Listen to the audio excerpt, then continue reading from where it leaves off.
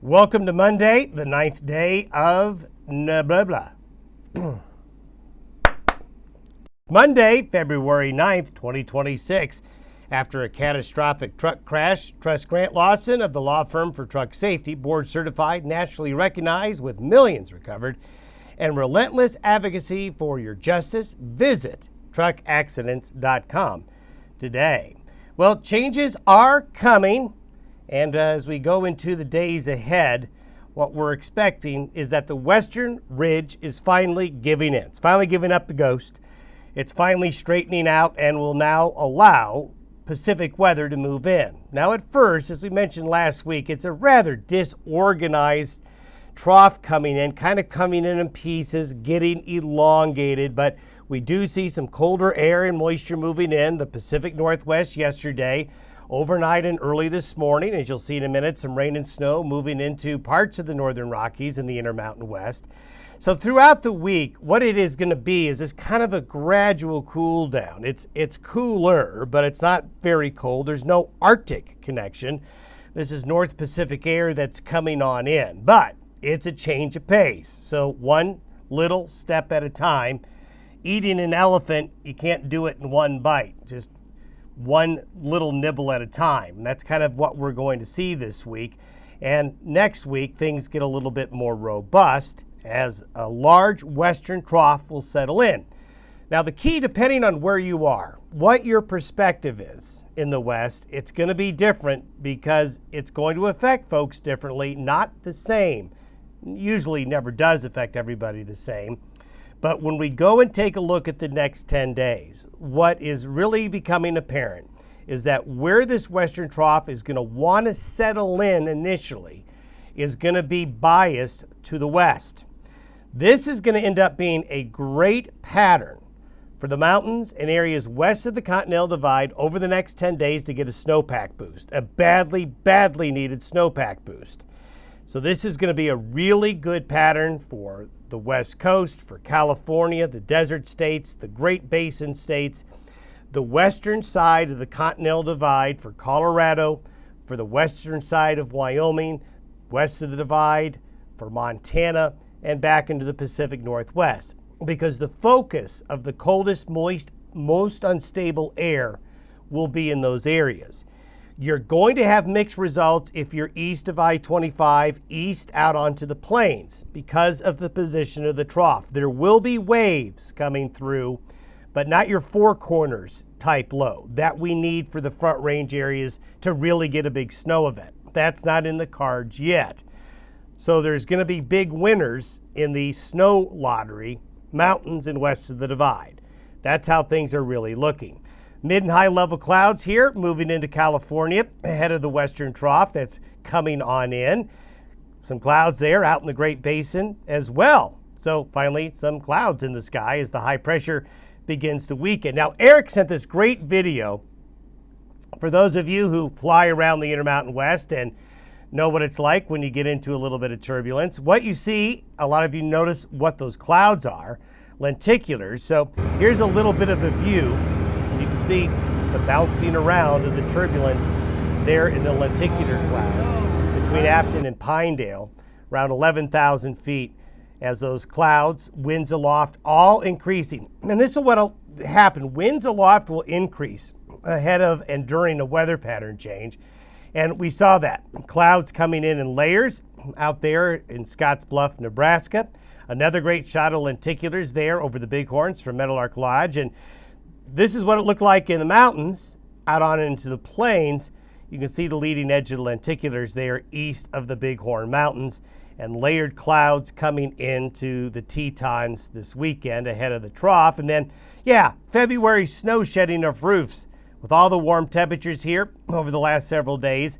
Mountain cabins losing their snow, and they usually lose it in March or April, more like April or May usually in some of the higher altitude areas. Hopefully, in the weeks ahead, we can start accumulating snow on those cabin roofs again. I don't have the high-resolution satellite photo this morning. It didn't update. But you can see we've got weather finally coming in into the Pacific Northwest and into the northern Rockies. We've got a low back on here as well. We've got an upper-level low down in Mexico.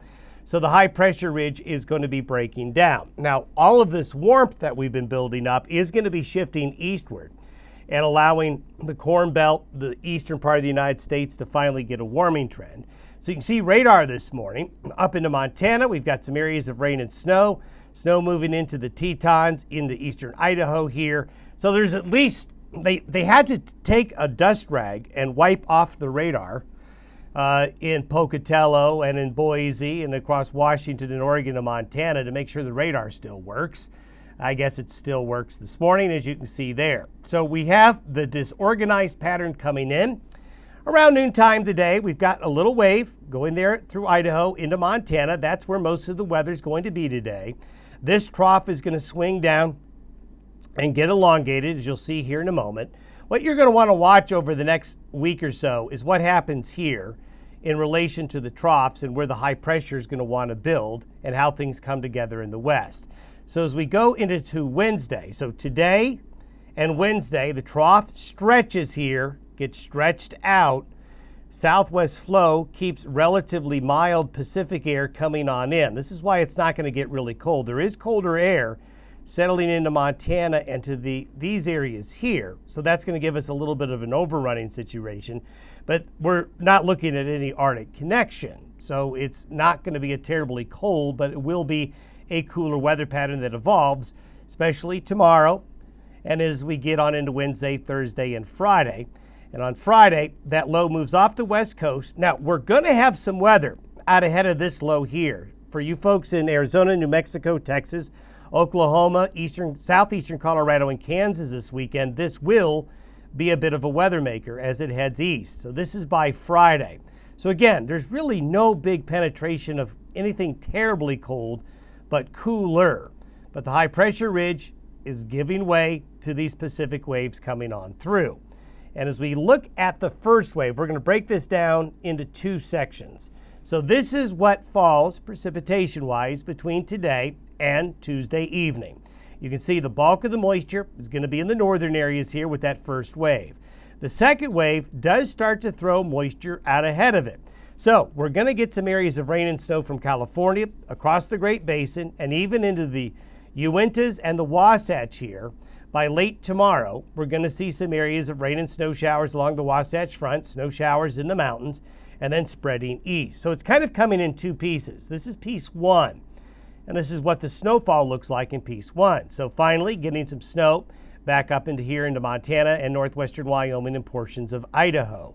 So wave number two looks like this, as that elongated trough stretches here off the west coast. Moist southwest flow comes into the region. So we're finally introducing some moisture back into the mountains of Colorado, the mountains of Utah finally, into the Sierras. Some good coastal rains coming into California here. And here's what I talked about. As that low comes out of the southwest United States, part of the southern Rockies and the southern plains, you've got a little bit of weather coming. Not a lot, but when you start from zero, that means something.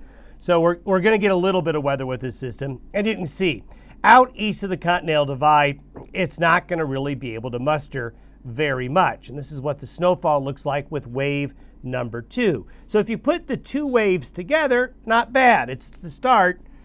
It's better than the blank white maps that we've been showing you here over the last couple of weeks. So for wave one, wave two, this is by late Friday afternoon. We've got a little bit of weather coming on in, mainly mountains and areas west of the divide, at least where the precip is. Now by Sunday, this wave in the southern Rockies heads out into the southeastern United States, so this could be a weather maker for parts of the mid-Atlantic and East Coast again. There's no real Arctic connection this time around. Notice what happens out here. A big amplification of the ridge out into the eastern Pacific causes a lot of low pressure to want to come together, sliding down the west coast. Now, this is not exactly the same thing that happened in December, but it's somewhat similar to where the high pressure ridge develops in the Pacific and all of the cold, moist air in Western Canada slides down the west coast and comes out into here. So what this means is that over the weekend, the bulk of the precipitation is going to be along the west coast, this low kicking out into here, and we have actually a little small ridge developing temporarily over the southern Rockies as we get into late Valentine's Day Saturday into Sunday. And as we go into next week, the couplet of this high pressure here and this low pressure trough here stays in place.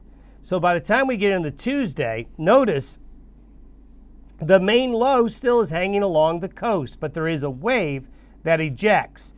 These ejecting waves, again, this is analogous to what happened in December when it snowed a lot in the far west mountains, especially the Sierra Nevada, to where you get the low sitting here, it spits out waves.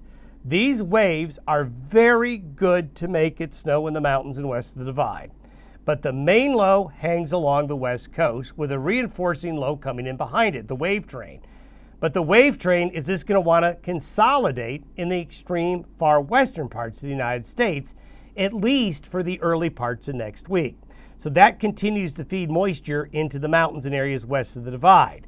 Now by Thursday of next week, another ejection of a wave, this time a stronger, colder one, comes through. But notice the high pressure ridge stays here, the low pressure axis stays into this part of the country here, but biased more towards the west coast and the Pacific Northwest. Again, if you want a recipe to make it snow a lot in the mountains and west of the divide, here you go. If you're out on the plains, it's hit and miss because you're not going to get a four corners low, at least in this pattern, for the next 7 to 10 days. So if you look at the 10-day precip potential, you can see, if you just line up the continental divide here, you can see how well it's going to do along and west of this line. And we've got precipitation falling in areas that haven't seen it in weeks, like Utah, Nevada, Arizona, back here into parts of the Pacific Northwest, including even eastern Oregon. The Sierra Nevada is going to do good. Some really good coastal rains into California. Now, if you look east of the divide, this plains low that comes out of the southern Rockies this weekend does well. We're going to probably have some overrunning up here. You might notice there's a gap right here. Okay, this is the same rectangle that's been there all winter season because this part of the world right here has to get a low that brings upslope. You've got to get a low back here, or at least a low here that wants to stick around for more than a day. So over the next 10 days, if you're a skier, snowmobiler, worried about the snowpack, you're going to be happy.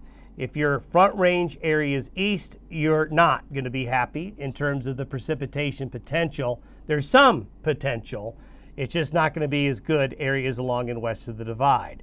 So overall, if you take this from a snowpack viewpoint, this is really, really good news. Good news is for your skier or snowmobiler or worried about runoff, because we've got to get the mountain snow machine cranking again to have any hope to catch up. And you can look at the snowfall totals over the same 10-day period.